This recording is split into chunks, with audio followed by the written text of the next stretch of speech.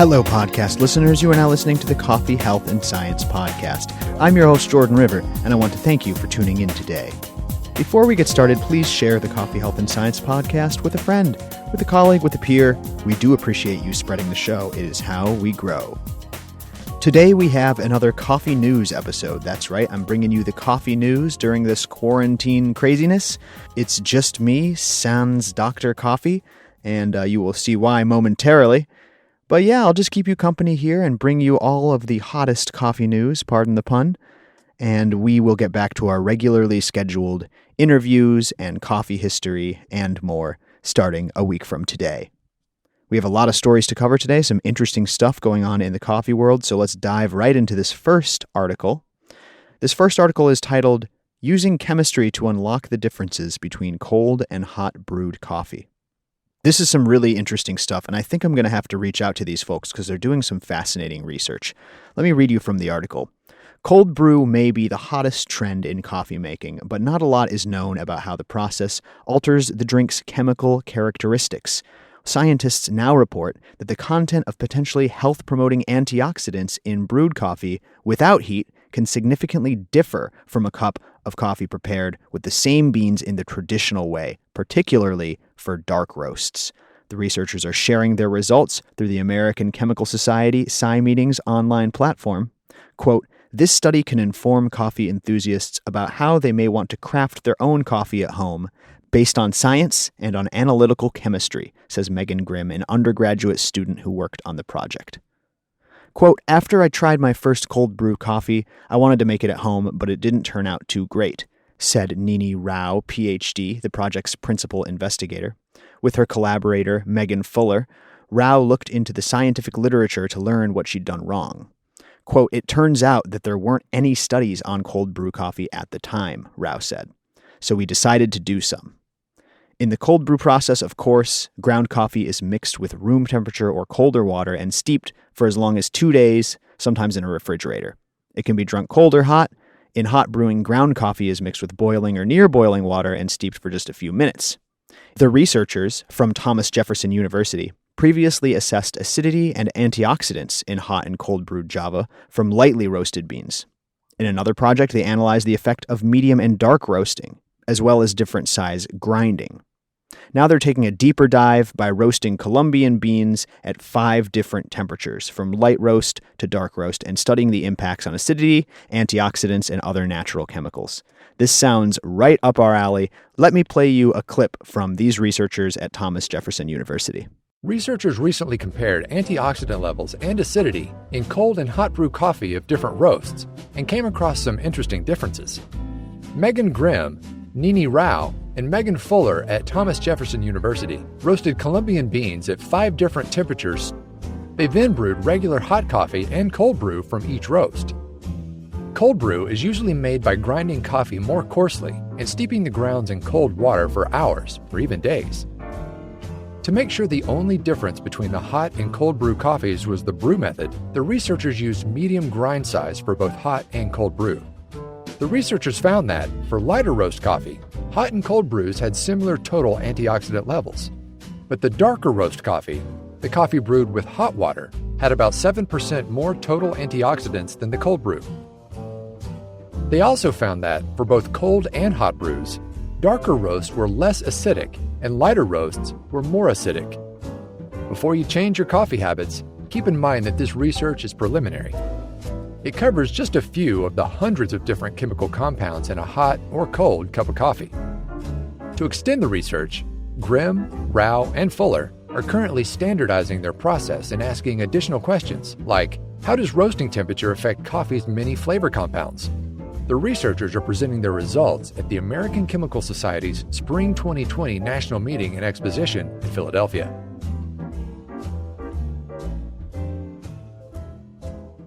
Fascinating stuff, and it seems to go in line with a lot of the research that we've been digging into here on the podcast. Rao wraps it up by saying, quote, my advice to consumers has always been to drink what they like. But if you want to craft a coffee beverage with antioxidants or acidity in mind, you may want to pay attention to roast. If you want a low-acid drink, you may want to use a darker roast.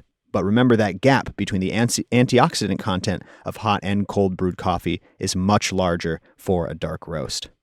Very fascinating stuff, and I am excited to reach out to these folks, see if we can get them on the show, see if we can dive deep into their research, and see if we can find any peculiarities and interesting facts.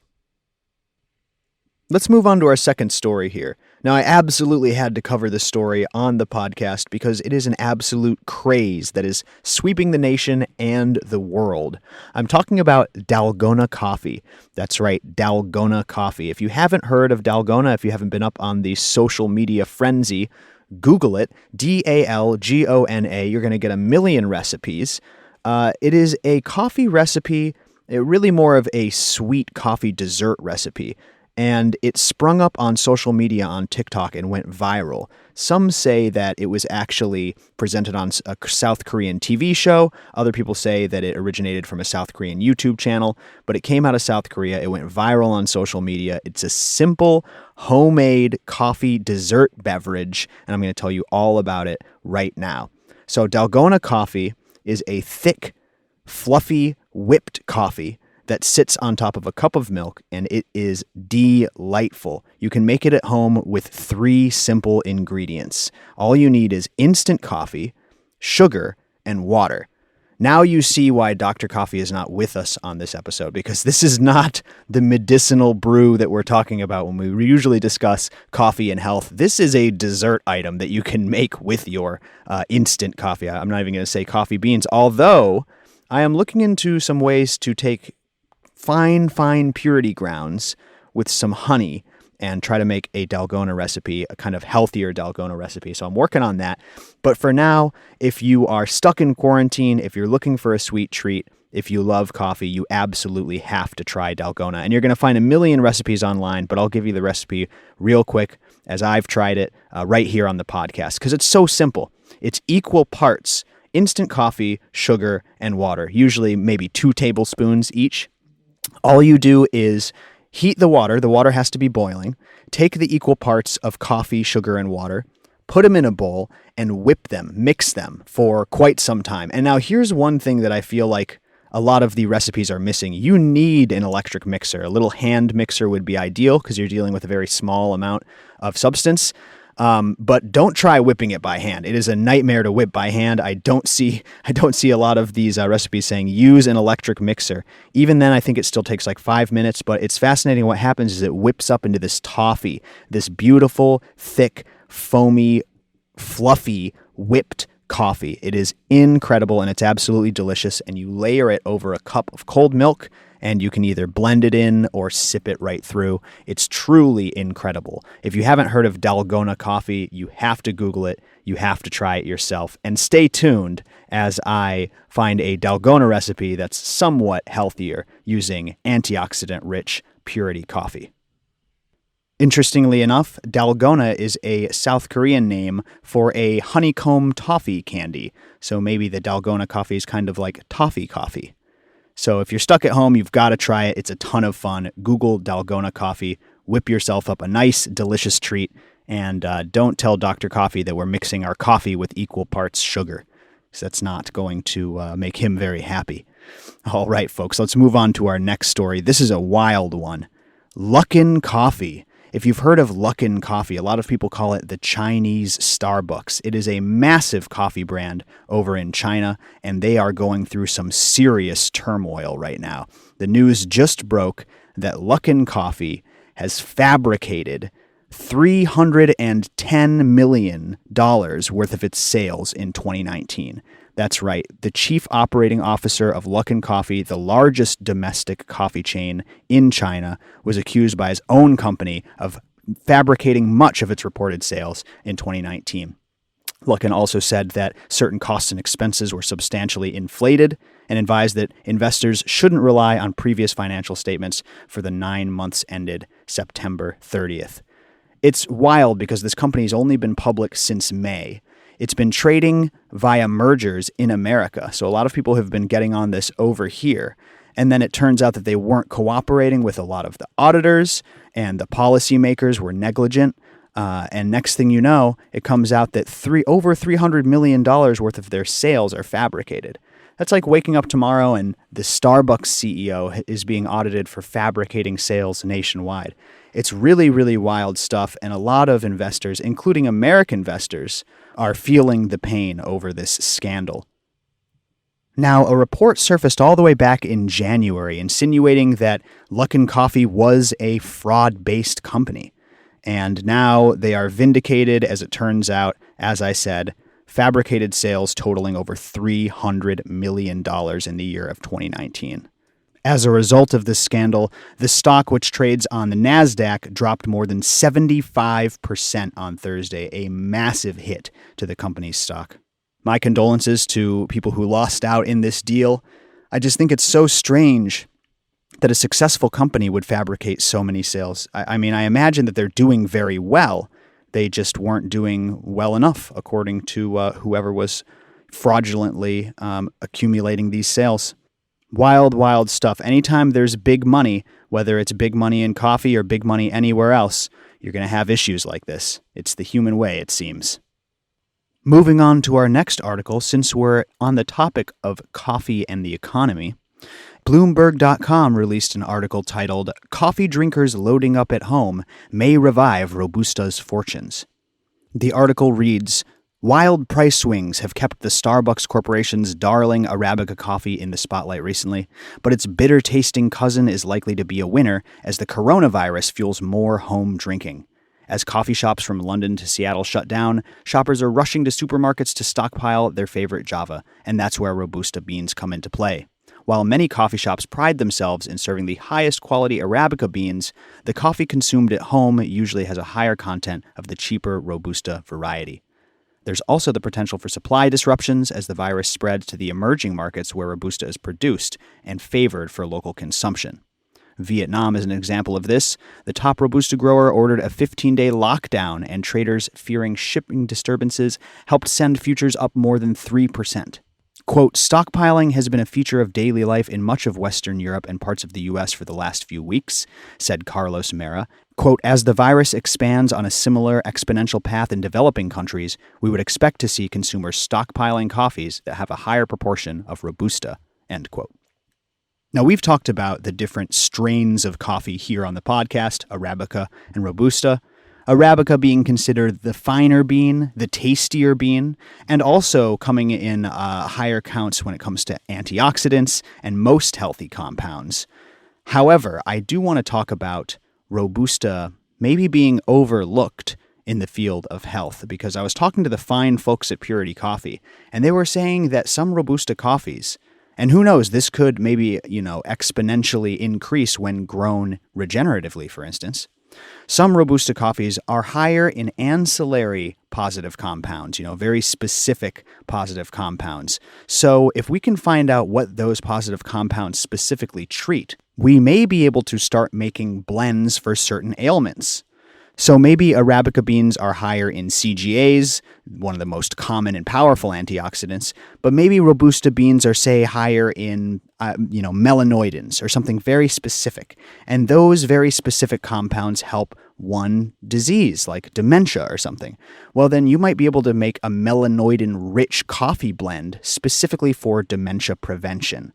And that gets me very, very excited. So Robusta is considered a lower quality, inferior bean by most people for many different reasons, but I do believe that there is a future in it, especially if we're going to start making these health-conscious blends and focusing on specific ancillary substances that I know that Robusta has a higher count in. So we'll see how that develops as time goes on.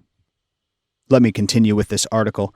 Quote, "For an idea of the impact lockdowns are having in the coffee market, look no further than grocery stores. Coffee sales volume at American retailers jumped 31% in the 4 weeks ended March 22nd from the same period a year earlier, according to the data from Chicago-based market researcher IRI. In the UK, sales in supermarkets surged by 30% in the week ended March 14th, the biggest increase in at least 3 years. Americans consumed 7.6% more at home in the first quarter, while restaurant demand slumped 14%. Consumers are for the first time in years drinking more instant and traditional coffee types, which have a higher Robusta content." Now, I know you Purity coffee drinkers don't have to worry about that. You get the highest quality Arabica beans shipped to your door. If you're not already with Purity, use promo code podcast for 10% off your first order. It's a great time to have those ship-at-home coffees, whether it's Purity or anyone else who can still get coffee to your door. You don't want to be turning to the instant coffee, guys. Come on. Maybe for the Dalgona recipe, but not for your everyday drink, right? Give me a break. What, are you trolling me here? Instant coffee? No way. Can't have it for the everyday drink. Now, I wanted to wrap this episode up by recommending you guys an audiobook. There's a great audiobook by Michael Pollan called Caffeine. It's available on Audible right now. It just came out a couple of months ago, I think in February, and it's really, really fascinating. It's a wonderful deep dive into caffeine. You may have heard of Michael Pollan. He's done a lot of books in health and fitness and the food industry. And caffeine is really fascinating because he talks about addiction and caffeine cravings and withdrawals and basically makes an argument for why you don't have to quit. So if you're the type of person who's a coffee addict and you love it, this is the book for you for sure. In it, he talks about his own journey and giving up caffeine for 3 months and the withdrawals he went through and then going back to it. He also talks about how caffeine has shaped our society and helped define and mold capitalism. He talks about why it was so important to the Industrial Revolution, where you had all these expensive machines you wanted to keep running all night, and you needed 2 or 3 shifts, and the ability for humans to break the circadian rhythms for the purpose of work and innovation. It basically was thanks to caffeine, and then shaped the world that we live in. It's an incredible audiobook. There's a great interview around it on npr.org. Michael Pollan's Caffeine. Go and get yourself a copy. I think it's like $8. It is way, way worth it. And according to him, you don't have to worry about those caffeine withdrawals and those caffeine cravings. As Johns Hopkins researcher Roland Griffiths told him, quote, "If you have a steady supply of something, you can afford it and it's not interfering with your life. There's nothing wrong with being addicted," end quote. All right, interesting take. If it lets me keep drinking coffee, then I'm interested, man. Absolutely. Caffeine by Michael Pollan, available on Audible. Perfect for listening to during the quarantine. That's all for today's show, everyone. Thank you so much for tuning in. Stay tuned to the Coffee, Health, and Science podcast. We got some great episodes coming up. We have a coffee history on coffee being banned at various times during human history. We have an episode on brewing the perfect cup of coffee with Ildi Revi coming up. We have more Dr. Coffee. Dr. Aaron Ernst is returning for an episode about detoxification and more.